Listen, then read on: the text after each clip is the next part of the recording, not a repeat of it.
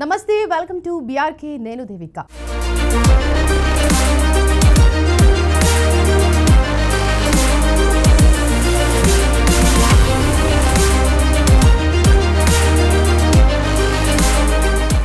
జన హృదయ నేత, బీఆర్ఎస్ అధినేత, మాజీ మంత్రి కె చంద్రశేఖర్ రావు జన్మదినోత్సవ సంబరాలు అంబరాన్నంటాయి. దేశ విదేశాల్లో ఉన్న కేసీఆర్ అభిమానులు, బీఆర్ఎస్ శ్రేణులు ప్రియతమ నేత పుట్టినరోజు వేడుకలను మంగళవారం ఘనంగా జరుపుకున్నారు.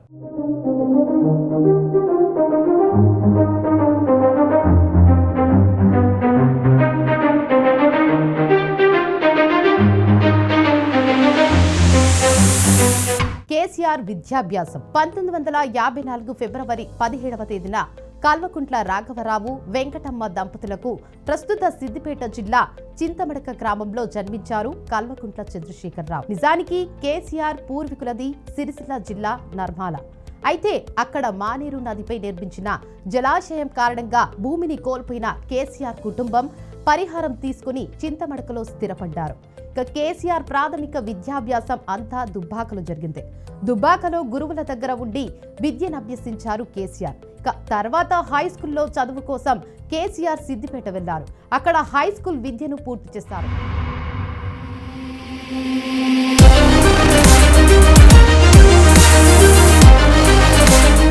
1969లో 14 ఏళ్ల వయసులో ఉన్నప్పుడే ఆయనకు శోభతతో వివాహం జరిగింది. వివాహం తర్వాత సిద్దిపేటలోని ప్రభుత్వ డిగ్రీ కాలేజీలో చరిత్ర, రాజనీతి శాస్త్రం, తెలుగు సాహిత్యంలో BA పూర్తి చేశారు. చదువుకునే రోజుల నుంచే కేసీఆర్ కు నాయకత్వ లక్షణాలు, రాజకీయంపై ఆసక్తి ఉండేది. ఓటమితో మొదలైన విజయం. ఇంటరు చదువుతున్న సమయంలోనే సంజయ్ గాంధీ స్థాపించిన యూత్ కాంగ్రెస్ లో చేరాడు. డిగ్రీలో కేసీఆర్ విద్యార్థి నాయకుడిగా ఉండేవాడు.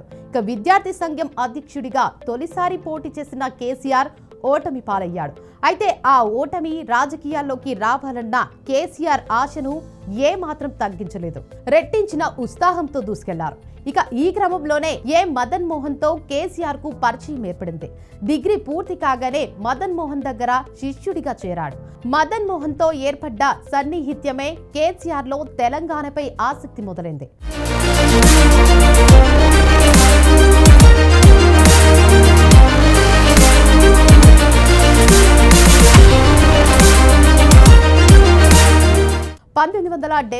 లో వచ్చిన మధ్యంతర ఎన్నికల్లో మదన్ మోహన్ తరపున కేసీఆర్ ప్రచారాలు చేపట్టారు.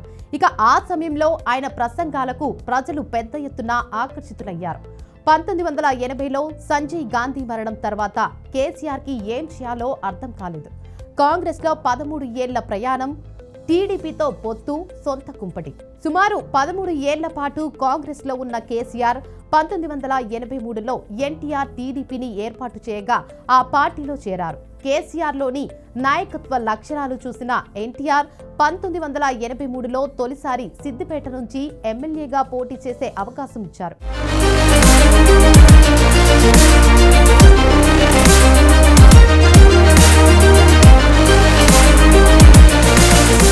అయితే కేసీఆర్ తన గురువు మదన్ మోహన్ పై పోటీ చేయాల్సిన పరిస్థితి వచ్చింది.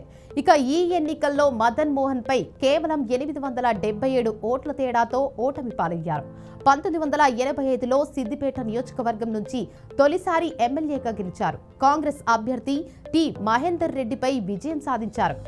ఆ తర్వాత 1987-88 మధ్య రాష్ట్ర సహాయ మంత్రిగా పనిచేశారు. కరువు నియంత్రణ మంత్రిత్వ శాఖ మంత్రిగా 1988-89 మధ్యలో పనిచేశారు. 1989 నుంచి 1993 వరకు టీడీపీ మెదక్ జిల్లా పార్టీ అధ్యక్షుడిగా కొనసాగారు. 1989లో సిద్దిపేట నియోజకవర్గం నుంచి గెలుపొందారు. 1992లో పబ్లిక్ అండర్టేకింగ్స్ కమిటీకి చైర్మన్ గా ఏడాది పాటు వ్యవహరించారు. 1993లో ఏడాది పాటు టీడీపీ రాష్ట్ర కార్యదర్శిగా పనిచేశారు. 1995 నుంచి 96 వరకు పబ్లిక్ అండర్టేకింగ్ కమిటీ సభ్యుడిగా సేవలందించారు. 1997 నుంచి 2000 వరకు రవాణా శాఖ మంత్రిగా పనిచేశారు.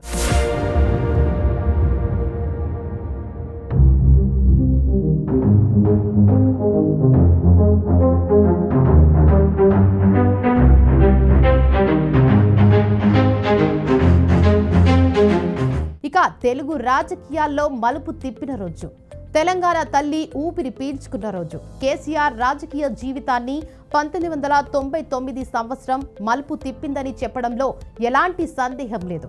1999లో ఉమ్మడి రాష్ట్రంలో చంద్రబాబు హయాంలో టీడీపీ మరోసారి అధికారంలోకి వచ్చింది.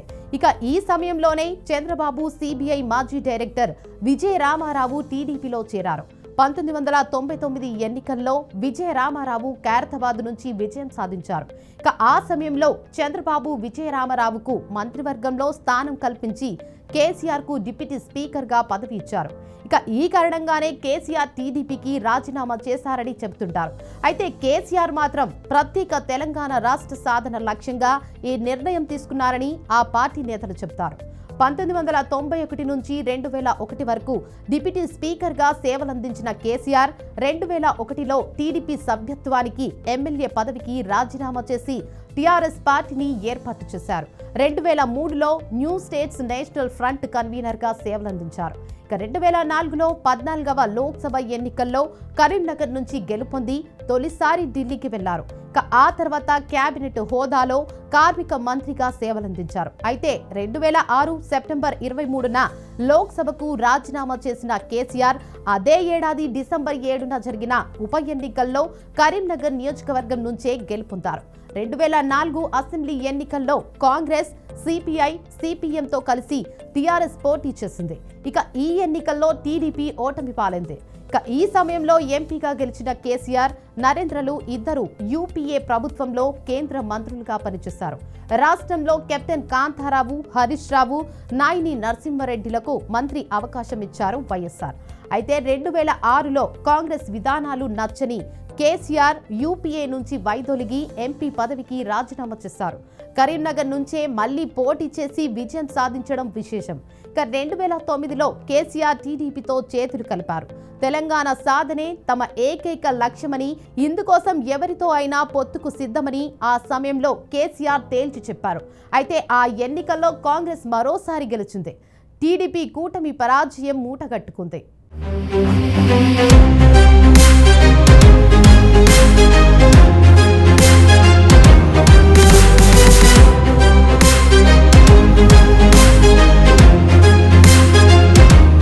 ఇక ఆ తర్వాత 2009 సెప్టెంబర్ 2వ తేదీన అప్పటి ముఖ్యమంత్రి వైఎస్ రాజశేఖర్ రెడ్డి హెలికాప్టర్ ప్రమాదంలో మృతి చెందారు. ఆ తర్వాత కేసీఆర్ తెలంగాణ ఉద్యమాన్ని మరోసారి ఉధృతం చేశారు. కేసీఆర్ చచ్చుడో తెలంగాణ వచ్చుడో 2009 నవంబర్ 29వ తేదీన కేసీఆర్ చచ్చుడో తెలంగాణ వచ్చుడో అన్న నినాదంతో సిద్దిపేటలో ఆమరణ దీక్షకు సిద్ధమయ్యాడు. ఇక ఈ క్రమంలో కరీంనగర్ నుంచి సిద్దిపేటకు వస్తున్న కేసీఆర్ ను పోలీసులు అరెస్ట్ చేసి ఖమ్మం జైలుకు తరలించారు. అరెస్ట్ చేసినా తన దీక్షను కొనసాగిస్తున్నట్లు కేసీఆర్ స్పష్టం చేశారు. కేసీఆర్ ఆరోగ్యం క్షీణించడం, ఉస్మానియా విద్యార్థులు సైతం తెలంగాణ ఉద్యమాన్ని ఉధృతం చేయడం, సకల జనుల సమ్మె విజయవంతంగా సాగడంతో 2009 డిసెంబర్ 9వ తేదీన అప్పటి కేంద్ర హోంమంత్రి చిదంబరం తెలంగాణ ఏర్పాటు ప్రక్రియను ప్రారంభిస్తున్నట్లు ప్రకటించారు. ఇక దీంతో కేసీఆర్ దీక్షను విరమించారు. ఇక ఆ తర్వాత సీమాంధ్ర నాయకుల ఒత్తిడి, సమైక్యాంధ్ర ఉద్యమం నేపథ్యంలో కొన్ని రోజులు ఆగిన తెలంగాణ ఏర్పాటు ప్రక్రియ 2014లో వేగం పెరిగింది. 2014 ఫిబ్రవరి 18వ తేదీన లోక్సభలో తెలంగాణ బిల్లును ఆమోదించారు. ఫిబ్రవరి 20వ తేదీన రాజ్యసభలో కూడా ఈ బిల్లుకు ఆమోదం లభించింది. మార్చి 1వ తేదీన రాష్ట్రపతి ఆమోదం తెలిపారు. ఇక దీంతో 2014 జూన్ 2వ తేదీన అధికారికంగా తెలంగాణ రాష్ట్రం ఏర్పడింది.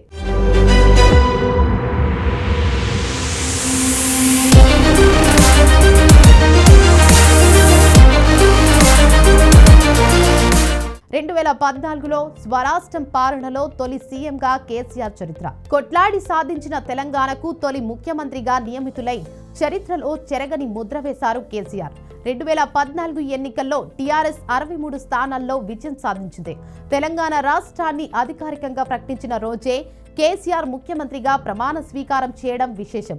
ఇక 2018లో 6 నెలల ముందే ఎన్నికలు వెళ్లిన కేసీఆర్ మరోసారి విజయం సాధించారు. ఇక ఈసారి స్థానాలు మరింత పెరిగాయి. టీఆర్ఎస్ ఏకంగా 88 స్థానాల్లో గెలిచి విజయ దుందుబిని మోగించింది.